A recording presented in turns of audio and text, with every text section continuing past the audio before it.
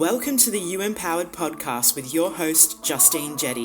If you want to unlock your potential and step into the most authentic, healthiest, and happiest version of you, then you're in the right place.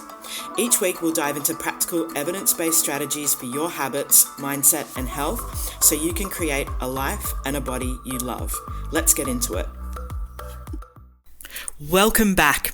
Did you know that most people think successful people have fewer mistakes and failures, and that that's actually what makes them successful? But this isn't true.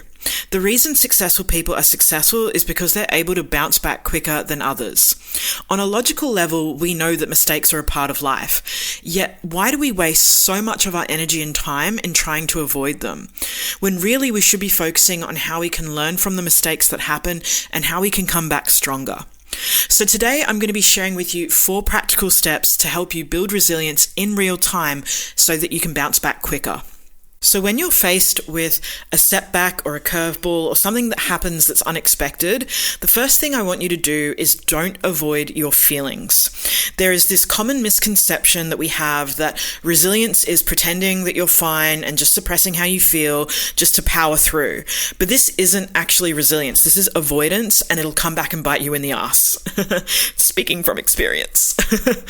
So the first thing I want you to do when you get hit with a setback is to let yourself feel whatever it is that you need to feel, whether you're feeling angry, sad, disappointed, frustrated, whatever it is, feel it. Because if you suppress or avoid what is coming up for you internally, you're just going to stay in a dysregulated state for longer, which is going to lead to ongoing internal stress for you, which is not a fun place to be.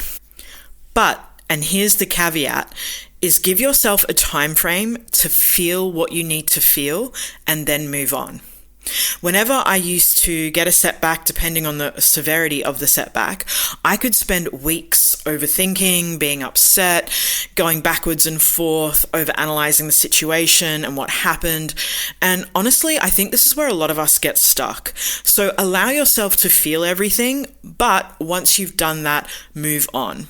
So you might give yourself a day, you might give yourself a few days or a week, whatever the time frame that feels right for you is, but set that time frame and stick to it, feel what you need to feel, and then move on. So once you've given yourself permission to feel and move on, the next step is how you interpret what happened, because meaning shapes your confidence. So I'm calling this second step the missing confidence link. So in psychology, there's something called attribution theory, which is how individuals attribute their causes of failure. And this directly influences their confidence levels. So for example, individuals who link the failure to factors that can be changed actually had higher confidence than individuals who attributed their failure to their identity and their own abilities. So let's just take the example, a health and fitness example. Let's say that you're trying to lose weight at the moment. And you go out for your friend's birthday and you enjoy yourself, but you overindulge, you have a bit too much food and drinks.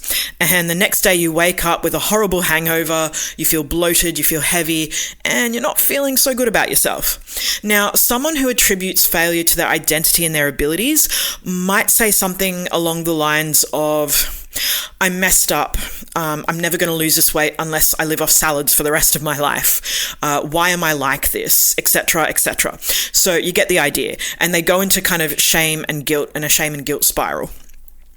Someone who attributes failure to actions and factors that can be changed might say something like, okay, I overate and I drank way too much last night. What can I do differently so that I can enjoy myself next time, but without overdoing it?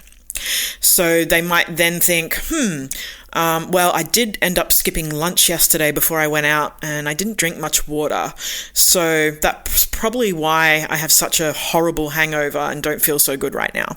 So you see how they focus on what they can learn about themselves in the situation and identify what course of action would be more supportive next time and move on from that, as opposed to getting stuck in a shame and guilt spiral and making it about themselves, their identity, and their abilities.